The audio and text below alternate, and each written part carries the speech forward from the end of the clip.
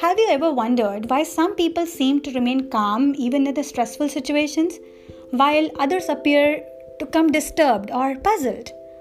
People that can keep their cool have what psychologists call resilience, or an ability to cope with problems and setbacks. Dealing with change or loss is an inevitable part of life. At some point, everyone experiences varying degrees of setbacks. How we deal with these problems or setbacks can play a significant role in not only the outcome but also the long-term psychological consequences. When faced with adversity in life, how does a person cope or adapt? Why do some people seem to bounce back from tragic events or loss much more quickly than others? On the other hand, why do some people seem as if they're stuck in a point in their life and they're not able to move forward? The answer to this question is resilience, capacity to recover from difficulties or tough time. Hi, I'm Alpana Dev and you are listening to Mother's Gurukul podcast. Today we are going to decode the letter R in the word parent. If you haven't checked out previous 2 episodes, then let me quickly give you an overview. We are decoding the word parent, taking one letter and discussing it, keeping in mind the current scenario, or say it our new normal. We have already discussed P for positive parenting and A for aspiration. Now is letter R's turn. We will talk about R for resilience. Let me start with a positive quote. Resilience is accepting your new reality, even if it is less good than the one you had before.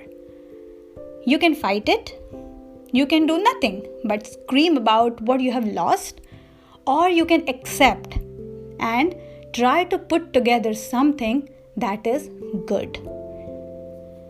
The word and the definition of resilience fit perfectly to parenting. Whether it be giving birth or handling the challenges during the first few years of parenting, resilience is always there.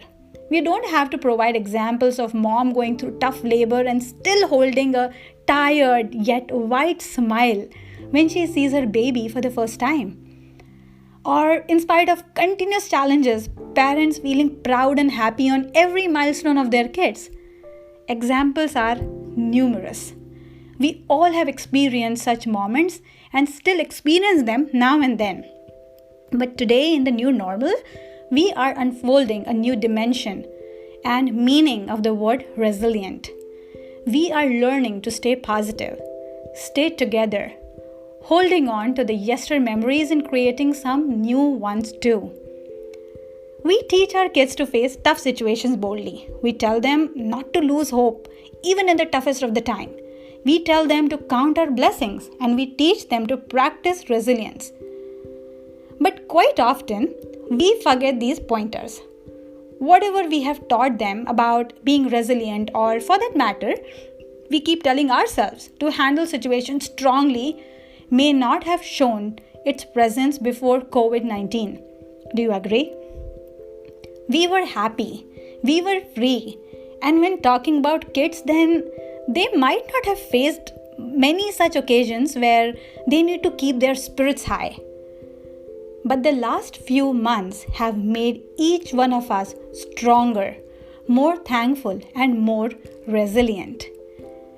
We have started to see the positive sides of being positive. Today, when we watch news about families who have lost their dear ones or who are not able to meet their dear ones or who are barely meeting their basic needs, we see at ourselves and think how lucky we are. We are with our family, safe inside our nest. I feel if we are able to handle this time, then we are ready to face anything. When we learn how to become resilient, we learn how to embrace the beautiful, broad spectrum of the human experience. Kids have shown a high level of maturity. They have accepted the new normal. Isn't that awesome? Kudos to all of them and to all of us for staying strong and passing those positive vibes in our surroundings. The definition of resilient still remains the same. Resilience enables kids and their parents to bounce, recover from challenges and stressful situations. It enables them to grow, learn new skills, and look after ourselves. It enables them to connect, build strong relationships, and understand others, and to flow. The ability to focus and get into the zone, whether creatively, in sports, or play. This is a challenge that will undoubtedly affect their academic, cognitive, behavioral, and physical progress. Without doubt, there are going to be children of all ages, backgrounds, and abilities who will feel physically and emotionally isolated, who may lose a sense of identity and belonging, and who may wilt without school structure and without the opportunity to see their friends. Crucially, without definite time frame of when all this will end and with an uncertainty of what society will look like once the life gets back to normal, the challenge to mental health for all of us is clear.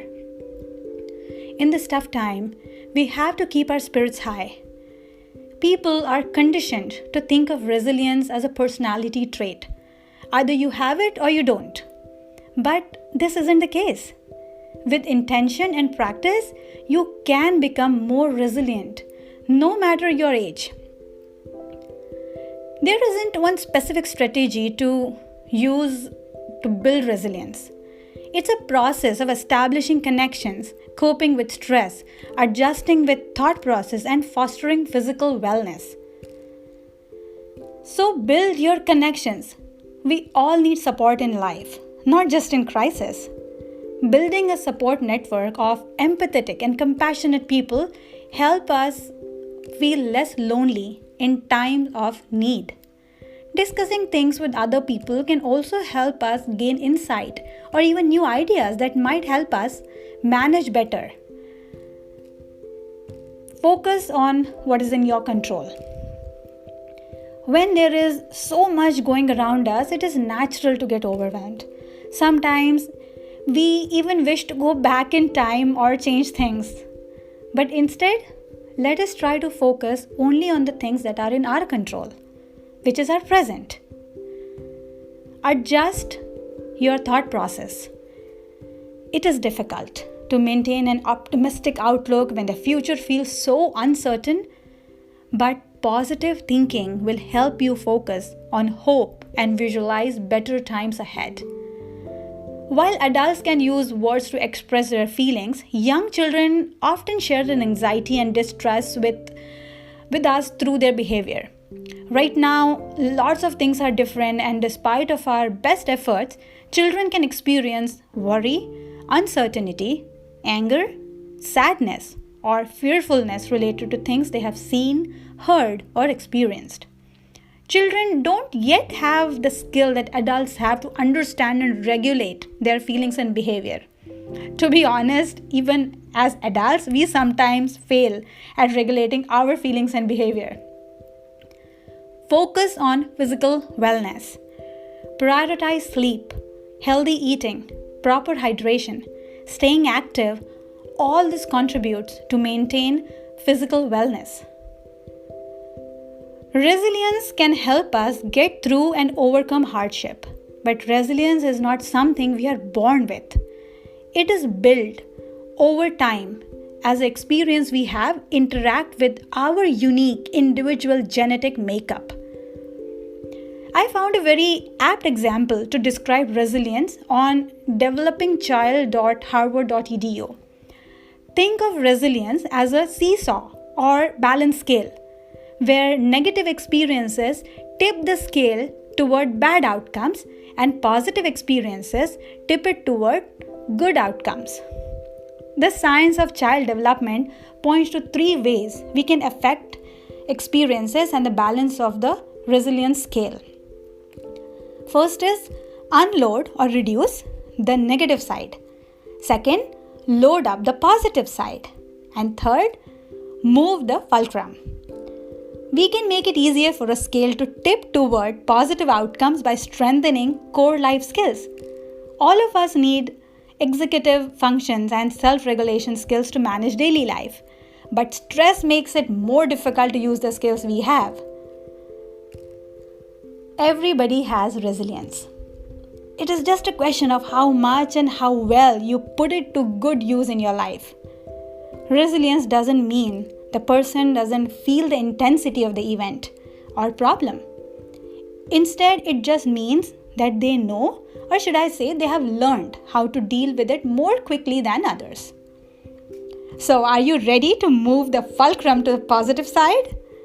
That was all about resilience. We will discuss letter E in the next episode. Till then, stay blessed, stay safe, and stay happy. If you like today's episode, then don't forget to check out other episodes on Mother's Gurukul podcast. And yes, don't forget to subscribe to the channel. If you have any suggestions or feedback, you can reach out to me through my social media handles. You can find me on Twitter by Alpana_Dev, on Instagram by Alpana Bapat, and on Facebook by Mother's Gurukul. You can also email me at mothersgurukulpodcast@gmail.com. That's all for today. I'll see you soon. This is Alpana Dev and you are listening to Mother's Gurukul podcast. Bye-bye.